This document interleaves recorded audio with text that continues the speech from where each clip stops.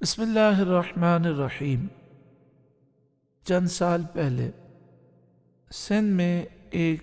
بہت بڑی شخصیت ہستی گزری ہیں جن کا مختصر تعارف میں اگر کراؤں تو یہ ہے کہ یہ بھیج دستگیر کے نعرے سے مشہور و معروف ہیں۔ میری مراد عاشق حضور غوث اعظم آل رسول سید عاشق حسین شاہ جیلانی علیہ الرحمہ ہیں۔ ان کی لخت جگر گل احمد جیلانی دامت برکاتہم العالیہ نے ان کا ذکر فرمایا۔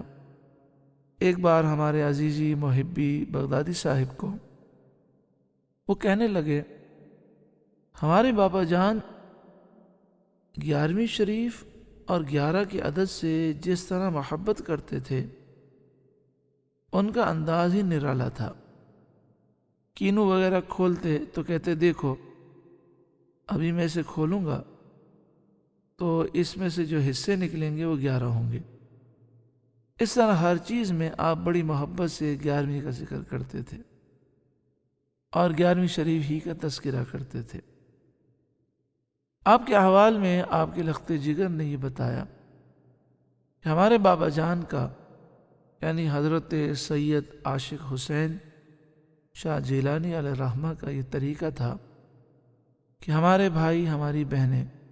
جیسے ہی آپ کو اس بات کا علم ہوتا کہ وہ بالغ ہو چکے ہیں سنتے ہی آپ نکاح فرما دیا کرتے۔ ایک دفعہ پاکستان سے باہر جا رہے تھے، امی حضور سے وہ ملے، چلنے لگے، ہم میں سے کسی کے بارے میں علم ہوا کہ وہ بالغ ہو گئے ہیں تو آپ اس وقت فوراً ایئرپورٹ کی طرف نہیں گئے بلکہ وہاں سے اپنا ارادہ تبدیل کیا اور اپنے کسی رشتہ دار کے یہاں گئے، وہاں ان سے بات کی، وہ راضی ہو گئے تو آپ نے ان کا نکاح پڑھا دیا۔ ہمارے نکاح اس قدر سادگی میں کر دیتے تھے کہ ہم ان کی سادگی پہ حیران ہو جاتے۔ اب اس سے پہلے سن چکے ہیں کہ امیر المجاہدین فرماتے ہیں، حدیث پاک میں ہے کہ جس نکاح میں خرچہ کم ہوگا اتنا ہی وہ نکاح بابرکت ہوگا، جو نکاح آسانی سے ہو جائے گا زیادہ بابرکت ہوگا۔ تو وہ کہتے ہیں ہمارے والد نے بہت سادگی سے ہماری شادیاں فرمائیں،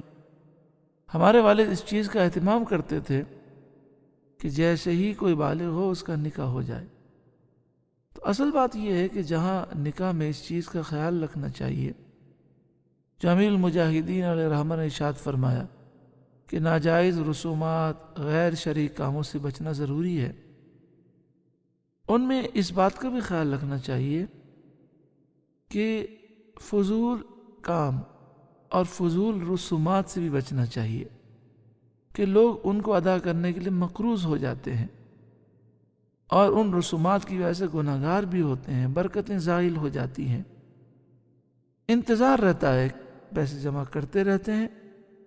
اور پھر وہ کہتے ہیں جب بہت پیسے جمع ہو جائیں گے پھر ہم شادی کریں گے، حالانکہ بعض صورتوں میں تاخیر منع ہے۔ احادیث طیبہ میں جلدی سے منع کیا گیا، لیکن جب بچے جوان ہو جائیں تو جتنا جلدی ہو سکے شادی کرنے کا حکم دیا گیا۔ امام بیہقی علیہ الرحمہ نے حدیث لکھی کہ نبی کریم صلی اللہ علیہ وسلم نے فرمایا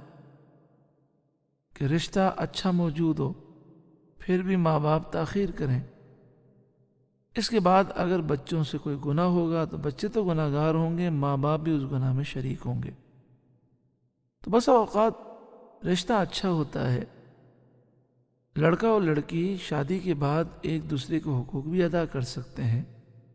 لڑکا کما بھی رہا ہوتا ہے لیکن پھر بھی